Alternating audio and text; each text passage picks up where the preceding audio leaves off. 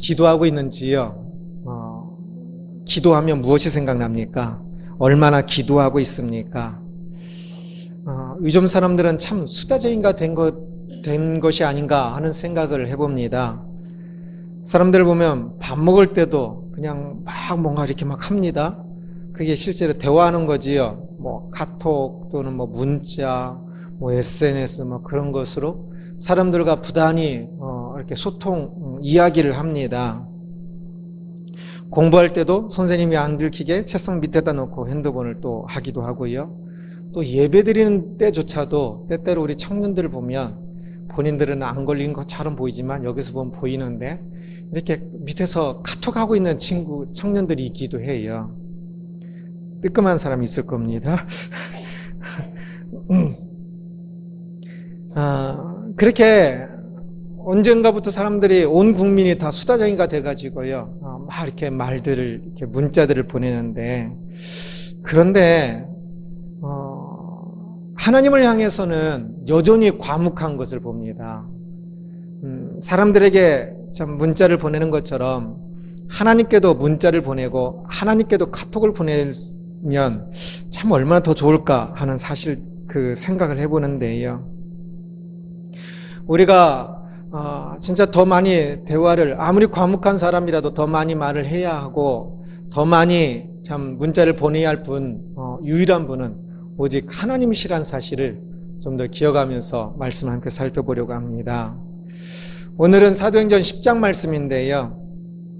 하나님 나라가 이제 본격적으로 확산되면서 이방인들에게 하나님 나라가 이제 본격적으로 확산되는 그 이야기입니다. 그래서 고넬료가 베드로를 초청함으로 이 일이 시작되어지는 것에 대한 이야기인데요. 이 이야기를 통해 기도에 대해서 오늘은 특별히 함께 말씀을 살펴보고자 합니다. 혹시 이스라엘에 선교 여행을 가본 적이 있는 분이 있을지 모르겠는데요. 이스라엘에 선교 여행을 간다면 성지 여행을 간다면 어느 곳에 가보고 싶습니까? 예루살렘을 가장 많이 가는데요. 그런데 예루살렘에 가면 이제 올드시티라고 해서 옛날 그 성곽이 또 옛날 그 건물들이 그대로 보존되어 있습니다. 저도 한번 가서 십자군 때부터 있었던 그 건물에 하루를 자기도 하고 그랬는데요.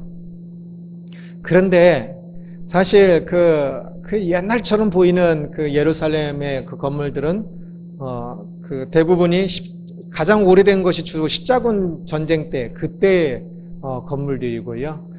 예수님 당시에 그것은 저 밑에 이 길 밑에 바닥에 바닥 한 4층 정도 밑에나 깔려 있고 겉으로 드러난 것은 그 통곡의 벽이라고 그 정도만 예수님 당시의 것이고 나머지는 다 그 이후 한참 이후 시대의 것들입니다. 그래서 그곳에서는 참 이 장소가 예수님 당시에 그러한 일들이었지 이 건물이 그 당시에 뭐 어떤 무슨 기념교회, 오병이어 교회 그런 건물들이 그 당시 것들은 아닙니다. 그런데 예수님 당시에 그 건물들이 있었겠지요.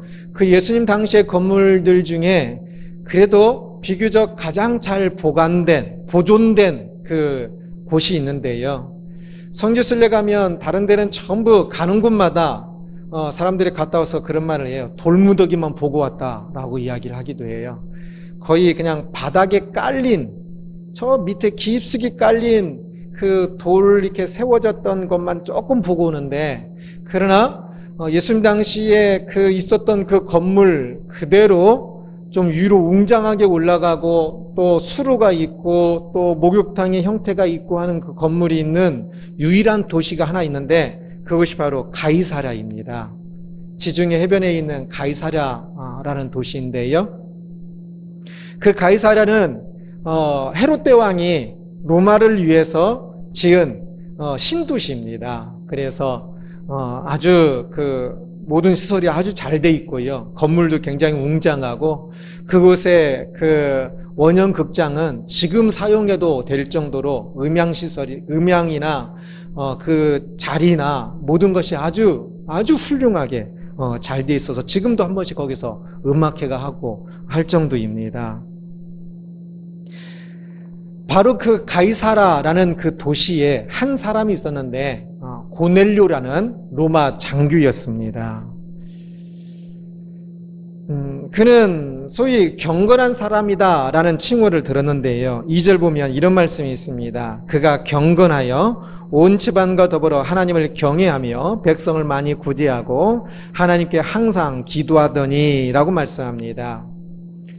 경건한 사람이다라고 이야기할 때는 보통 일반 명사인데요. 그런데 그 이방인들을 향해서 그 구약 성경에서나 신약 성경의 그 시대에 이방인들을 향하여 경건한 사람이다라고 표현할 때는 조금 고유명사화돼서 독특한 어떤 일부분의 사람들을 지칭하는 말로 사용되어졌습니다. 그것은 이방인들로 유대인들의 이러한 의식법을 따르지는 않지만 특별히 할례라는 것은 굉장히 조금 불편한 것이거든요. 그래서 할례를 비롯한 독특한 그런 의식율법은 따르지 않지만 그러나 하나님과 성경 말씀과 그리고 성경 말씀에서 말하고 있는 그러한 경건한 그 어떤 신앙 생활들은 하고 있는 사람들을 그런 부류들을 말해서 경건한 사람이다라고 이야기했습니다. 이 당시에 유대인 내에서 이스라엘 백성들 사이에서 경건한 사람이다라고 이야기하면 뭐가 떠올랐을까요? 오늘 우리가 한번 여기서 누가 경건한 사람인 것 같습니까? 경건한 사람 하면 어떤 사람을 경건한 사람이라고 할까요? 뭐 교회에 어떤 직분을 가지고 있어야 경건한 사람일까요? 한번 생각해 보십시오. 이 당시에 이스라엘은 경건한 사람이라고 하면 보통 두 가지를 겸한 사람을 이야기했습니다. 뭐냐면 자선과 기도였습니다. 자선 없는 기도는 위선입니다.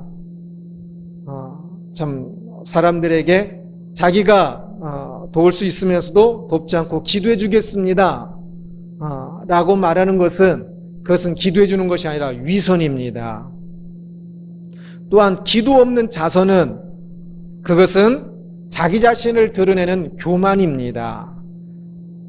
기도를 통해 참으로 하나님의 사랑으로서 전하는 자선이 아니라 기도 없이 자기를 드러내고 자기를 자랑하는 그 자선은 교만함이기 때문에 참 이스라엘 백성들은 항상 이 자선과 기도를 겸한 사람을 경건한 사람이라고 그랬는데 이방인들 중에 이제 경건한 사람이라고 말할 때는 아까 이야기했던 것처럼 의식율법은 따르지 않지만 이러한 자선과 기도를 하는 이방인들을 그들을 경건한 사람이라 불렀습니다.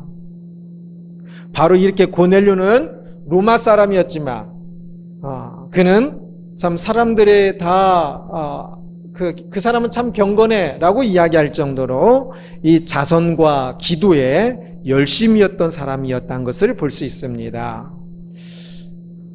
하나님은 바로 그 고넬료와 그 집안 사람에게 은혜를 베풀기를 원하시는데요. 그래서 하나님께서 그 경건한 고넬료에게 천사를 보내십니다. 4절 보면 고넬료가 주목하여 보고 두려워 이르되 주여 무슨 일이니까?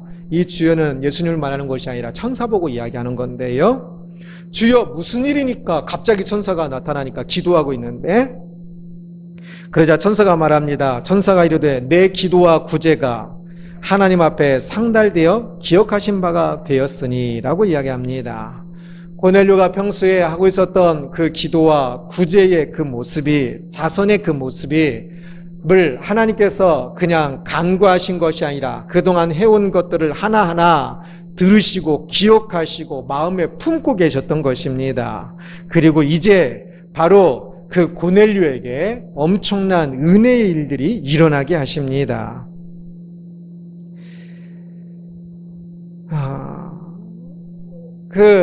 고넬료는 기도하는 사람이었기 때문에 하나님의 이 놀라운 은혜의 주인공이 됩니다. 지금 고넬료가 그 천사가 나타나서 말하는 것을 듣게 되는데, 이 말하는 것을 들은 이것도 고넬료가 기도하는 시간이었습니다. 9시라고 이야기하는데 오늘날 시간으로 하면 오후 3시를 이야기합니다. 오후 3시는 유대인들에게 모두에게 정해진 기도 시간이었습니다. 이 시간에는 성전에서도 제사를 드렸고요. 그래서 제자들도 이 시간에 성전에 들어가곤 했었고, 그리고 성전에 들어가지 않는 사람들도 있는 곳에서 모두가 이 시간에는 함께 기도하는 시간이었습니다. 이 고넬료는 그가 비록 이방인이었음에도 불구하고 이 오후 3시가 되면 그 시간에 맞춰서 기도했던 것입니다.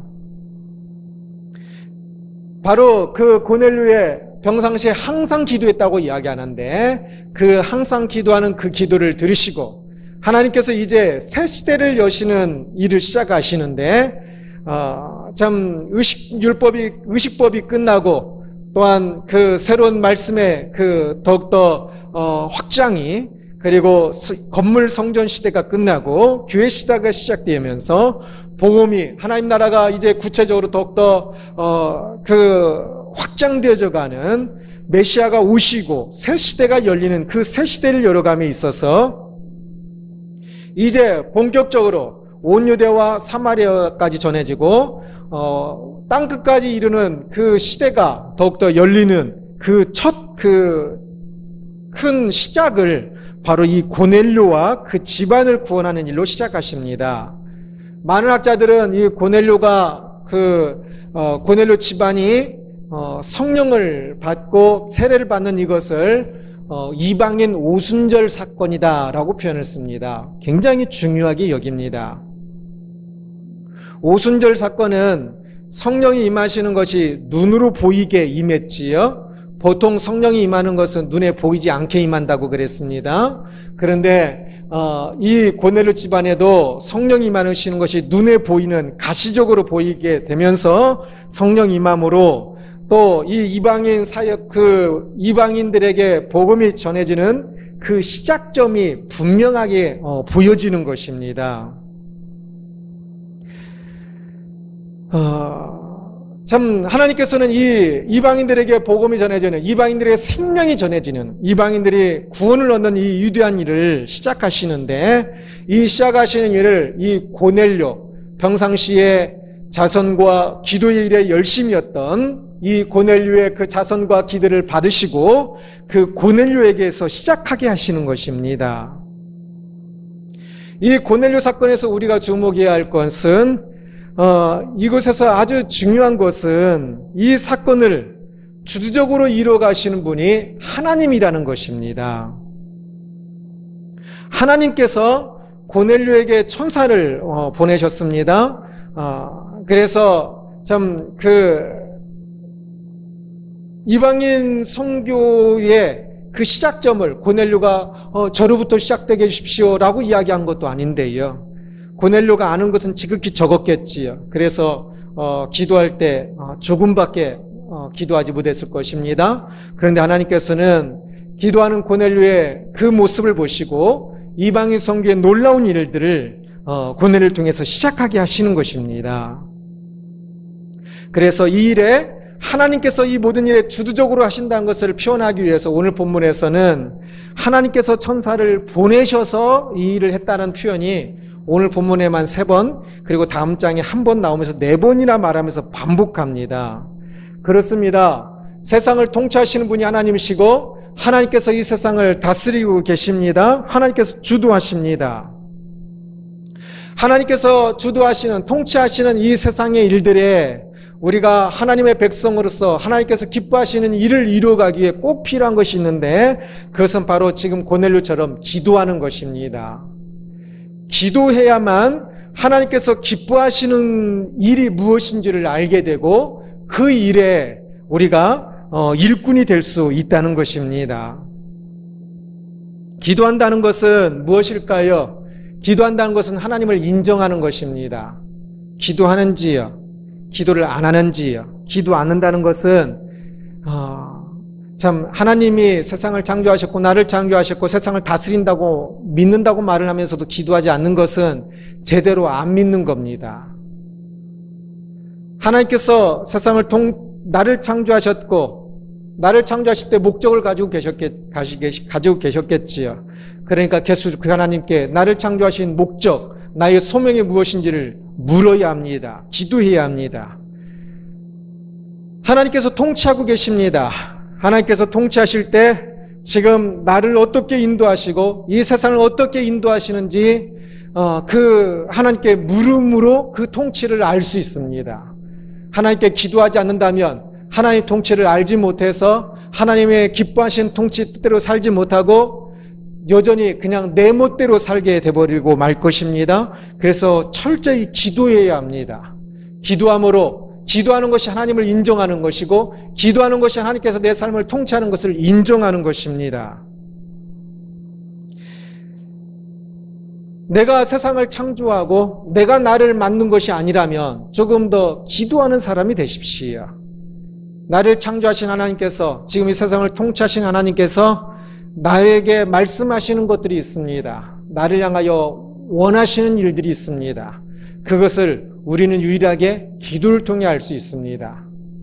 많은 것을 알지 못하지만 베드로처럼 이 고넬료처럼 많은 것을 우리가 알 수 없지만 그럼에도 불구하고 기도하면요 하나님을 향하여 마음이 열리게 되고 기도하면 그래서 하나님의 인도함을 받게 됩니다.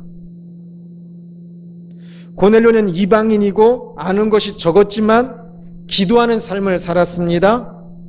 하나님은 그런 그의 기도를 응답하셔서 놀라운 일이 일어나게 하신 것입니다. 기도하는 사람이 되십시오. 하나님께서 우리를 통해서 일하기를 원하십니다. 하나님은 우리 한 사람 한 사람 통해서 하루하루 일과 속에서 하나님이 일하시기를 원하십니다. 하루하루 속에서 기도하지 않는다면 많은 것을 놓칠 것입니다. 기도하면요, 기도하는 것이 별것 아닌 것 같아요. 기도하는 사람도요, 베드로는.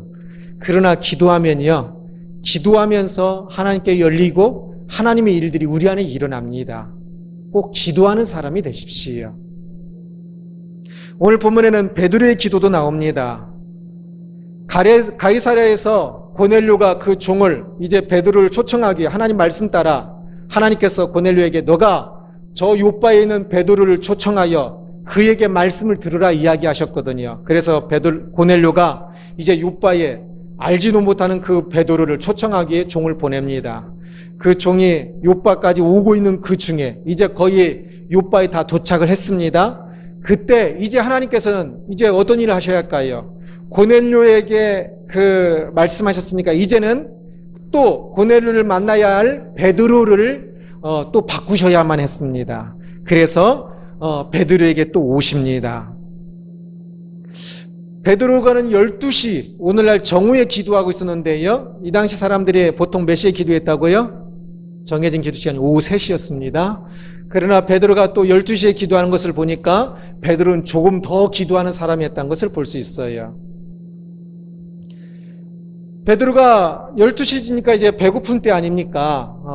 조금 배고픔을 가지고 기도하고 있었는데 하나님께서 환상 중에 아주 큰 보자기 같은 그릇에 살아있는 동물들, 가축과 그리고 또 파충류와 그리고 조류, 세 종류의 이것은 모든 동물을 의미하는 건데요. 여러 종류의 동물들이 그 속에 있고 하나님께서 말씀하시기를 저것을 지금 잡아서 죽여서 저것을 먹으라라고 이야기하십니다. 그래서 베드로가 깜짝 놀라며 하나님, 저는 지금까지 부정한 음식을 먹지 않았는데 나는 먹을 수 없습니다 라고 이야기합니다. 예수님도 이 부정한 음식을 먹지 않았습니다. 예수님께서 그 유월절 마지막 그 만찬을 하시고 죽으시고 부활하신 이후에야 제자들에게 의식율법이 끝나는 것이지 그 전에는 모든 의식율법을 지켰거든요. 베드로는 유대인으로서 지금까지 그것을 지켜왔습니다. 그런데 이제 예수님이 부활하시고 의식율법이 끝났다는 것은 배워서 알아요. 그런데도 불구하고 그는 여전히 그런 음식을 가렸습니다. 음식을 가린다는 것은 또한 동일하게 사람을 가리는 것과도 똑같습니다. 이스라엘 사람들이 아닌 다른 사람을 만나서 식사를 하면 부정한 음식을 같이 먹게 됩니다. 그래서 이스라엘 사람들은, 유대인들은 이방인들과 같이 식사를 안 했어요. 그러니 고넬료가 베드로를 초청했을 때 가이사라, 이방인의 도시, 크고 화려했지만 이방인의 도시인 가이사라의 로마 군인이, 로마 장교가 베드로를 초청했을 때 베드로는 절대 그것에 응하지 않았을 겁니다. 그래서 하나님께서는 베드로를 먼저 또 베드로에게 작업을 하시는 거지요. 베드로가 고넬료 초청에 응할 수 있도록. 그래서 그 보자기에 많은 동물들이, 부정한 동물까지 포함하여 동물들이 들어가게 하시고 그것을 먹으라고 이야기하시고, 그러나 베드로가 나는 안 먹겠습니다 라고 하는 것을 3번이나 반복해서 그것을 보여주십니다. 그리고 이제 고넬료가 보낸 사람이 문 밖에 와서 똑똑거릴 때 그 순간 하나님께서 베드로에게 또 성령으로 음성을 말씀하시기를, 지금 저 사람들이 너를 찾아왔으니까 너는 저 사람들을 따라가라 라고 말씀하십니다. 베드로는 결코 이 고넬료의 그 초청에 응하지 않았을 건데, 베드로는 그 기도 중에 이 환상과 또 기도 중에 그 음성 때문에 어쩔 수 없이 이 고넬료에게 가게 됩니다. 바로 베드로도 기도 때문에 바뀌어서 가게 되는 것입니다. 지금 하나님은 이제 이방인들에게 복음이 전해지기를 원하십니다. 그래서 그 이방인의 복음 전해진 본격적인 시작으로서 고넬료 집안에게 복음이 전해지는 것인데, 이 일에 있어서 복음을 들어야 하는 고넬료보다 복음을 전해야 하는 베드로가 문제가 더 많았습니다. 우리가 흔히 생각하기를, 우리가 전도할 때 전도하는 사람보다 전도를 받아야 하는 사람이 항상 부족하고 문제가 있다고 생각하잖아요.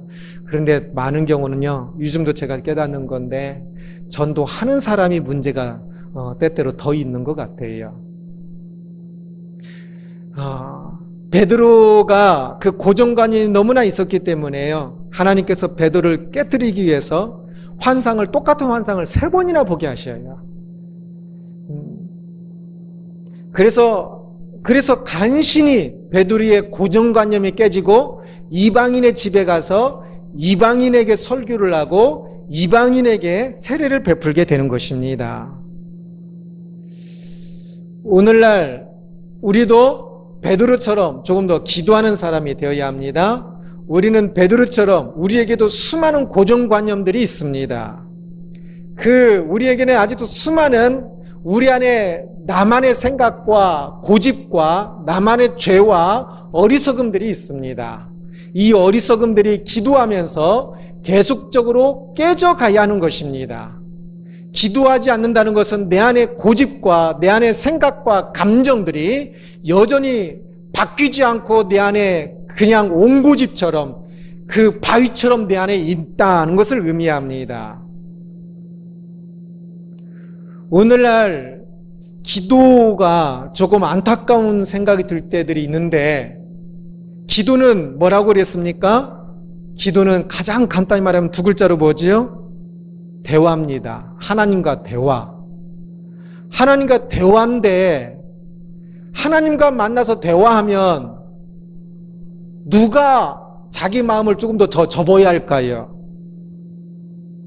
내가 더 마음을 접고 내가 더 많이 바뀌고 내가 더 깨뜨려져야 하지 않겠습니까? 하나님이 오르시고 내가 틀릴 거니까. 그런데 사람들이 기도하는 것을 보면 그냥 하나님을 향하여 그냥 오히려 하나님께 설교를 해요. 오히려 하나님께 연설을 해요. 하나님의 그 말씀을 들으려고는 생각하지를 않고 내 생각만 막 주장하고 끝나요.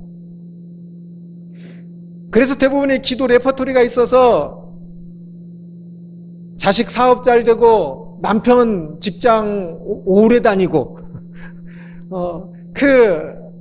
교회 집사님 더 건강하게 되고 레퍼토리가 딱 있어요. 그래서 그것을 딱 정해놓은 것을 쉬지 않고 따다다다다다. 기도는 쉬지 않고 해야 한다고 좀 많이 착각을 하는 것 같아요. 쉬지 않고 따다다다다 하고 나서 한 10분 하고 나니까 이제 할 거 없거든요.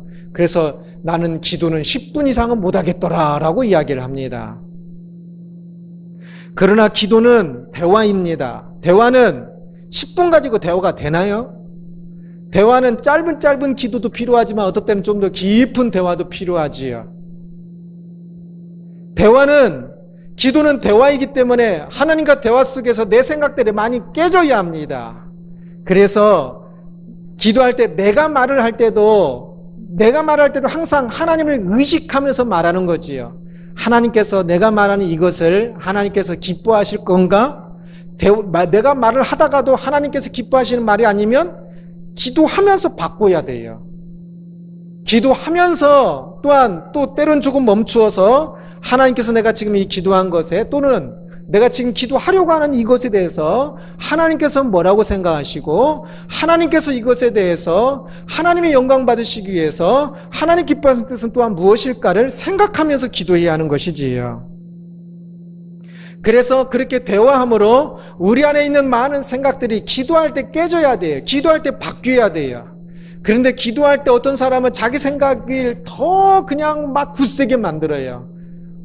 기도할 때 자기 원하는 것만 더 강하게 만들어요. 그것은 바른 기도가 아닙니다. 언젠가부터 기도가 참 이상하게 됐어요. 그러나 기도는 철저히 하나님과 대화라는 사실을 꼭 기억하십시오. 그래서 대화이기 때문에 유익하고 대화이기 때문에 즐겁고 대화이기 때문에 마음과 마음이 만나고 대화이기 때문에 대화하고 나면 무엇인가 이미 대화를 통해 이미 바뀌어 있는 것을 느끼게 되고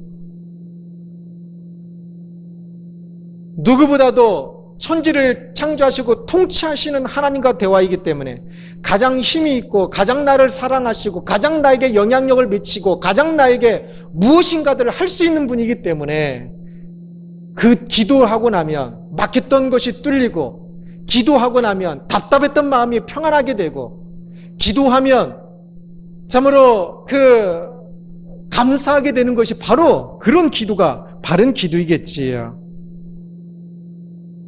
베드로가 기도로 도저히 안 바뀔 것 같았던 그가 바뀌었습니다. 만약에 여기서 베드로가 안 바뀌었으면요, 그러면 진짜 큰일 납니다. 이 이방인 전도는 나중에 바울이 이제 이방인 선교의 중추적 역할을 하게 되는데 그렇게 할 수 있었던 것도 베드로가 고넬료 집안에 복음을 전한 이것이 있었기 때문에 가능합니다. 만약에 이것이 없이 바울이 그냥 이방인 선교를 했다면 그러면 사도들이 그것을 안 받아들이고 어쩌면 이단 취급을 했을 수도 있어요. 그러나 이 고넬료 사건이 있었기 때문에 이 사도들도 그것을 전통적인 것으로 받아들이고 이방인 선교가 활발하게 진행될 수 있었습니다. 이 모든 일의 시작은 베드로의 기도에서 시작되었습니다. 베드로의 기도, 자기가 깨지는 그 기도, 하나님의 그 뜻이 베드로를 바꾸는 그 기도를 통해서 이루어진 것입니다. 베드로의 편견으로 복음이 막힐 뻔했는데요.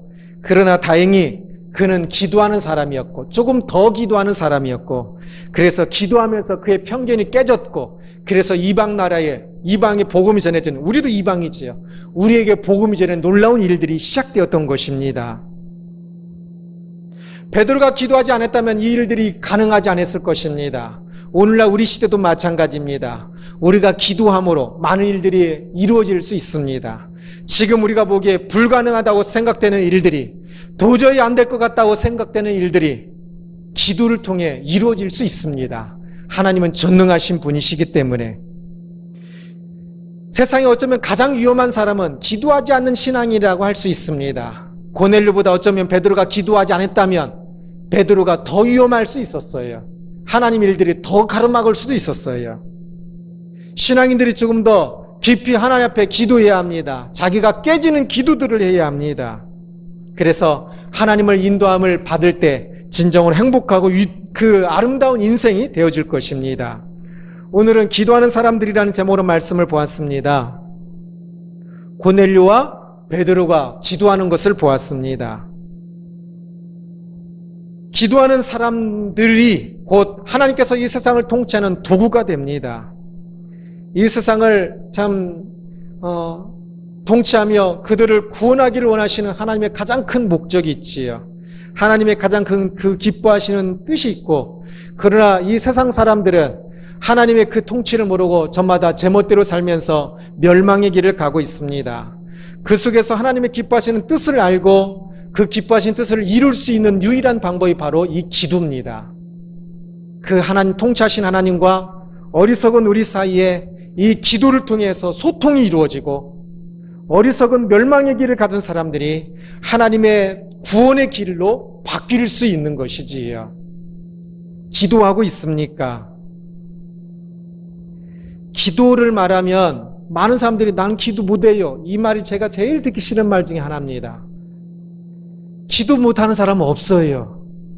기도를 말하면 주로 또 새벽 예배를 생각하거나 대표 기도를 생각하지요. 그래서 못해요, 또는 새벽에 못 일어나서, 또 나는 말주변이 없어서 기도를 못해요 그러는데, 그게 아닙니다. 새벽 예배도 아주 좋습니다. 그러나 기도는 하나님과 대화하는 것이기 때문에 언제든 하나님을 향하는 것이 기도입니다. 지금 예배 드리면서도 어떤 청년들은 핸드폰으로 카톡한다고 그랬지요. 예배 드리면 지금 이렇게 말씀을 들으면서도 실제로는 그 카톡이 아니라 우리가 하나님께 기도해야 합니다. 지금 설교를 들으면서 혹시 기도하셨는지요? 하나님, 그렇습니다. 말씀을 들으면서 그러고 보니까 제가 좀 기도 않고 있었군요 하면서 하나님께 순간순간 수다를 떨고 계셨는지요? 이 하나님과 대화는 이것이 기도입니다. 자신의 모든 것에 하나님을 인정하고 자신의 모든 일들 속에 하나님께서 기뻐하시는 뜻이 있습니다. 그것을 알려면 기도해야 합니다. 말씀과 기도가 모든 것을 거룩하게 한다 했습니다. 기도할 때 그냥 고정관념으로 기도하는 것이 아니라, 기도는 항상 하나님의 뜻을 찾는 거예요. 하나님과 대화하면서. 그래서 또한 말씀이 또 더 중요해요. 내 생각으로만 기도하는 것이 아니라 말씀을 통하여 깨지고 말씀을 통하여 생각이 바뀌면서 그 바뀐 것을 가지고 기도하는 것이지요. 그러면서 시간을 정해 기도하는 것이 매우 좋고요. 또한 요즘 제가 자주 이야기하는 것처럼 짧은 기도, 순간순간 될 때마다 아이들 그 문자 보낸 거 보니까 굉장히 2자, 3글자도 이렇게 탁탁 보내더라고요. 냉, 뭘, 하삼, 뭐 이렇게 짧게 하나님께 냉, 하나님 뭘 할까요? 그냥 뭘 하고 하늘만 바라봐도 그것도 기도입니다. 아주 좋은 기도입니다. 하나님께 문자 메시지 보내듯이 하나님께 순간순간 짧은 기도를 하십시오. 그러면 처음에는 조금 어색할 수 있을지 모르겠지만 그 기도가 하나님께서 들으시고 또한 하나님께서 내 삶 속에 그 기도를 통해 역사하시고 내 삶 속에 내 마음을 여시고 내 삶 속에 하나님의 뜻을 또 분간하게 하시고 하나님의 그 기뻐하신 뜻으로 그 길로 인도하고 계시는 것을 더더욱더 경험하게 될 것입니다. 하나님께 기도하지 않는 것은 하나님을 인정하지 않는 거예요. 말은 인정한다고 하면서 내 삶에 하나님을 주인으로 인정하지 않는 거예요. 조금 더 기도하십시오. 카톡으로 친구와 수다를 떠는 것보다 하나님께 기도하는 것이 더 즐겁다는 것을 알았으면 좋겠습니다. 아이들 시키지도 안 해도 막 문자하잖아요. 그것처럼 기도회가 아니라 시키지 않아도 그냥 새벽 예배도 또 시간을 정해서 어떤 때는 한 달 동안 그냥 무작정 나와 기도하기도 하고요.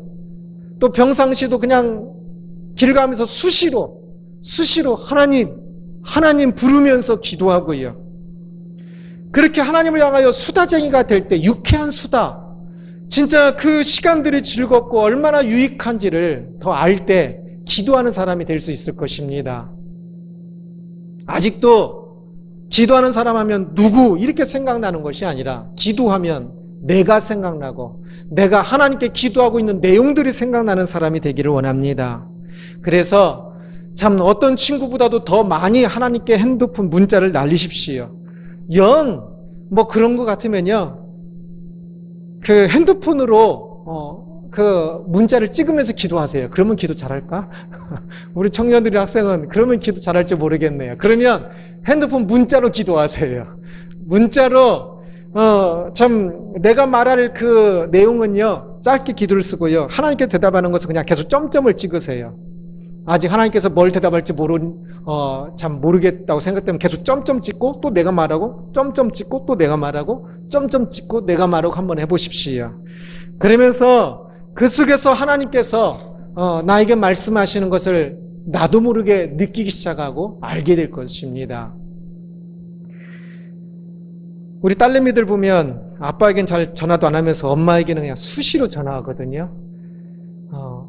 엄마에게 전하는 것보다 누구에게 전하는 것보다 참 어떤 집사님은 부인 집사님에게 엄청 그 전화 안 친다고 그러던데요.